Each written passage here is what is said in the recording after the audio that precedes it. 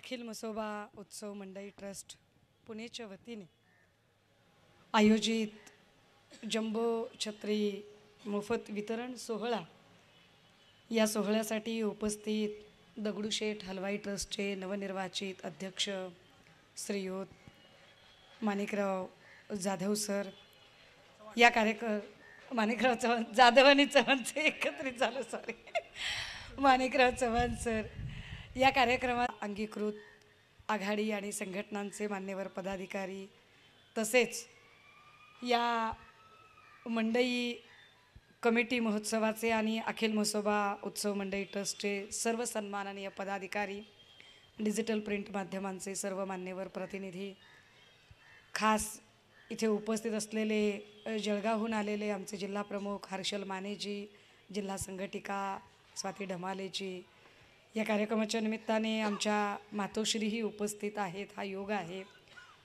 तद्वतच मराठवाड्यातून उपस्थित झालेले आमचे प्रकाश भाऊ अंधारे आणि आपण सर्व मान्यवर.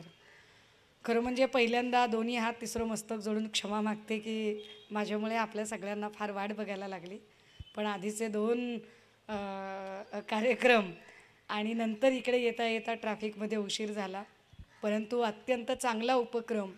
विशेष म्हणजे नुसता तासांचा उशीर नाही तर दिवसांचाही उशीर झाला आहे, कारण हा प्रोग्राम 8 तारखेचा प्रोग्राम होता आणि निवृत्तीदादा तेव्हापासून कॉन्टॅक्टमध्ये होते, आमचे गणेशदादा कॉन्टॅक्टमध्ये होते आणि हा कार्यक्रम व्हावा यासाठी ते धडपडत होते.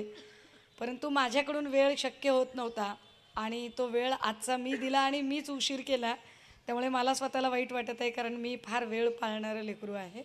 त्यामुळे मला जरा वाईट वाटते की माझ्यामुळे तुम्हाला सगळ्यांना वाट बघायला लागली. मंडळी, आपण सगळीच कष्टकरी माणसं आहोत. आपण सगळेच फार संघर्षाच्या वारशातून आलेले आहोत आणि कष्टकरी आणि संघर्षाच्या वारशातून आलेल्या आपल्या सगळ्यांच्यासाठी जो खूप तो संघर्ष जगून भोगून आलेला माणूस असतो त्याला ती सुखदुःख कळतात. आणि या न्यायाने निवृत्तीदादांनी किंवा या सगळ्या मंडळींनी घेतलेला जो निर्णय होता की ताई आपल्याला जम्बो छत्र्या सगळ्यांना द्यायच्या आहेत, जेणेकरून ऊन असेल पाऊस असेल, जी काही मंडईतली आपली माणसं आहेत त्यांना ती ऊन आणि पावसापासून संरक्षण झालं पाहिजे, त्यासाठी आपण केलं पाहिजे. खरं म्हणजे आम्ही जम्बो छत्रीचं वाटप करतोय म्हणजे फार मोठा तीर मारतोय अशातलाही काही भाग नाही, पण किमान आपण फुल नाही फुलाची पाकळी काही कृतज्ञता व्यक्त करू शकतो का, आपण काही त्याच्यातनं ऋणातनं उतराई होऊ शकतो का. आणि महत्त्वाचं म्हणजे आम्ही तुमच्या कुटुंबातले आहोत, आम्ही तुमच्याशी जोडलेले आहोत, तुमच्या सुखदुःखाशी जोडलेले आहोत, आम्ही तुमच्यासाठी तुमच्या हाकेच्या अंतरावर आहोत. तुम्ही कधीही आम्हाला अगदी हक्काने सांगू शकता. हे फक्त सांगण्याचा प्रयत्न म्हणजे हा उपक्रम आहे, या पलीकडे काही नाही. तो उपक्रम यासाठी करायचा आहे की आपण सगळेच एका कुटुंबातले आहोत. पण कुटुंब म्हणून आपण जेव्हा आता वाढतोय तेव्हा मात्र द्वेषमूलक राजकारण अगदी टिपेला पोचत चाललंय. आणि हे द्वेषमूलक राजकारण इतकं टिपेला पोचते की काल परवाचा प्रकार की गेली काही महिने सातत्याने इथे ज्या काही पद्धतीने महापुरुषांचा अवमान असेल, महाराष्ट्राच्या अस्मिता पायदळी तुडवणं असेल, जाणीवपूर्वक खोडसाळपणा करणं असेल, ह्या ज्या सगळ्या गोष्टी आहेत या गोष्टींमुळे सर्वसामान्य माणूस सैरभैर होत चालला आहे. परंतु या निमित्ताने मी फार आपला जास्त वेळ घेणार नाही, पण एक गोष्ट आवर्जून आणि गांभीर्याने नमूद करेल की जेव्हा हे सगळं चालू असतं तेव्हा सर्वसामान्य माणूस गोंधळलेला असतो की काय चाललं हे सगळं. की आपण टी व्ही लावला की काहीतरी वेगळीच बातमी बघायला मिळते.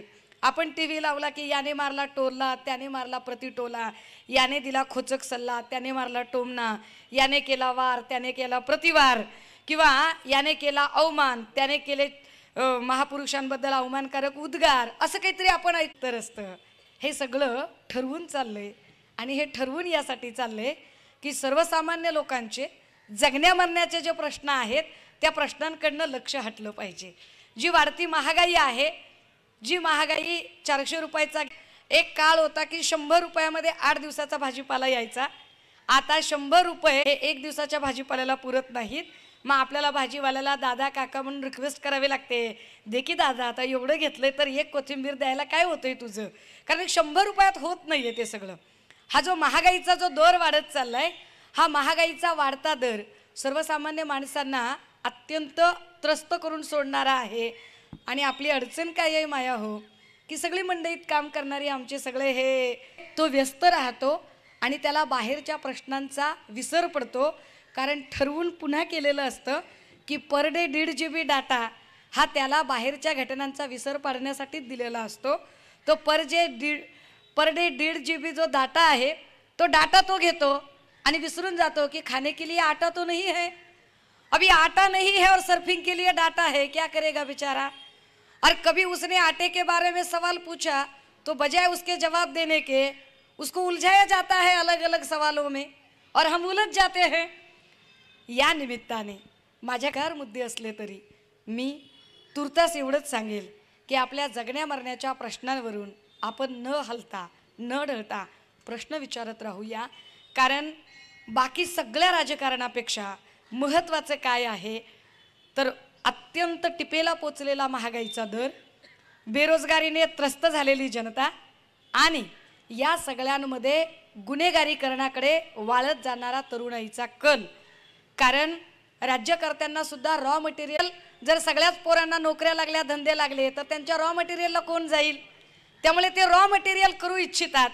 हे रॉ मटेरियल न होता आमच्या पोराबाळांच्या उज्ज्वल भविष्यासाठी आम्ही काही करू शकतो का, यासाठी सातत्याने मला हे खूप सांगताना आनंद होतोय की मी सातत्याने दगडूशेठ हलवाई ट्रस्टच्या वतीने सर्व कार्यशु सर्वदाचा जो उपक्रम आपला चालतो दादा, ज्या मार्फत आपण 10 दिवस वेगवेगळ्या संस्थांचा अभ्यास करता आणि वेगवेगळ्या संस्थांना आपण नुसतं सन्मानित करत नाहीत तर त्यांच्यासाठी आपण योगदानसुद्धा भरीव देता.